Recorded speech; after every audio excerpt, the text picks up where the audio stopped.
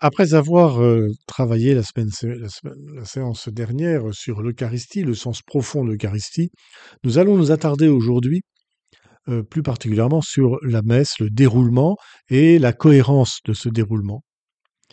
La messe, c'est la grande prière du Christ qui s'adresse au Père.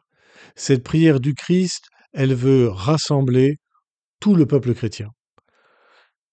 C'est pour cela que le prêtre a toujours une attitude tournée vers le Père pendant la messe. Il lève les mains vers le ciel et lève aussi le regard, autant qu'il le peut, vers le ciel. C'est l'attitude de celui qui est sur la terre, le Christ, mais qui s'adresse au Père. Il entraîne dans cette prière au Père le peuple chrétien rassemblé par le son des cloches avant la messe, puis par le chant d'entrée. Mais aussi, il entraîne avec lui, il emmène avec lui tout le peuple chrétien en traversant l'assemblée au début de l'Eucharistie.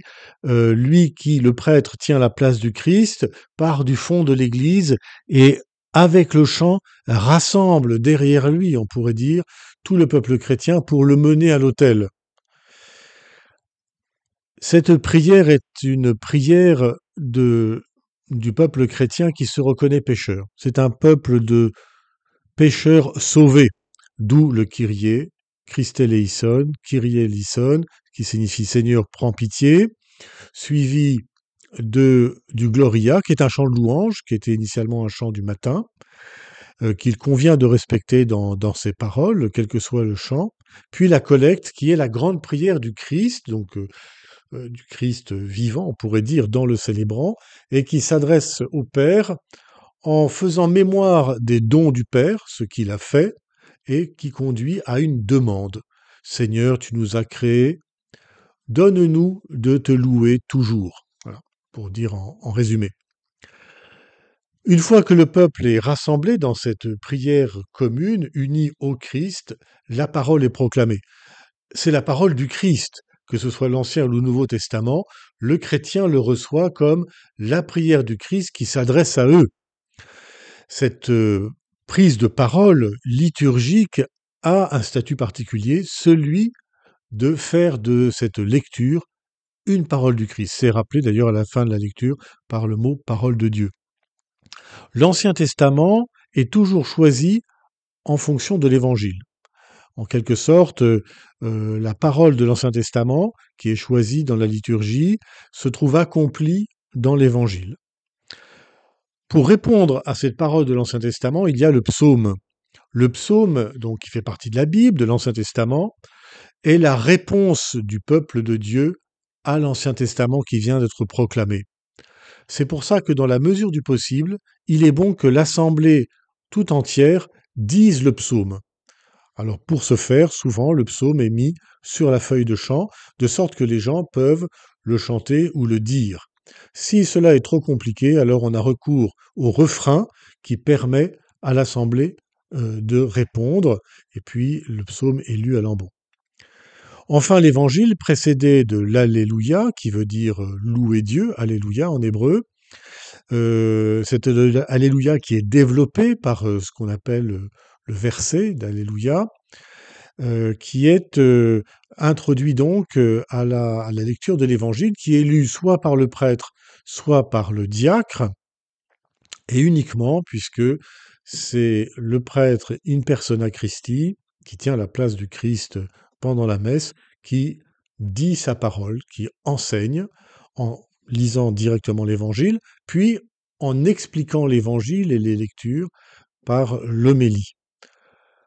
L'homélie du dimanche doit obligatoirement porter sur l'évangile, puis sur les autres lectures, mais doit obligatoirement au moins expliquer l'évangile et ne doit pas être simplement prétexte à expliquer un thème ou un enseignement général, mais doit vraiment porter sur les Écritures, puis, après l'explication, bien sûr, une mise au temps présent, en quelque sorte, pour rejoindre les personnes, parce que l'homélie n'a pas seulement comme rôle d'expliquer les Écritures, elle a comme rôle capital, charnière avec l'Eucharistie qui va suivre, de rejoindre les personnes dans leur vécu.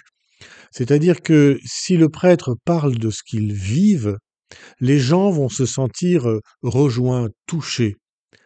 Et c'est ce même prêtre qui a touché leur cœur par l'homélie, par la parole de Dieu, qui va les entraîner dans sa prière eucharistique et qui va leur donner le pain de la communion avec Dieu et entre eux. Euh, Ensuite vient donc le credo, qui est une réponse de l'ensemble de ce qui a été dit par le peuple, qui dit je crois. Voilà, credo, qui veut dire je crois en latin. Nous croyons et nous professons cette foi en communion avec toute l'Église. Puis, dans cette foi, nous portons vers Dieu la prière des hommes, donc selon les 4 prières de la prière universelle. Généralement, la première doit toucher l'ensemble de l'humanité, la deuxième doit toucher l'Église en général, la troisième la communauté locale et la quatrième plutôt pour les pauvres et les malades, mais cela est à adapter selon les situations. Ensuite vient l'offertoire. L'offertoire est un moment important. Les chrétiens y participent par la quête.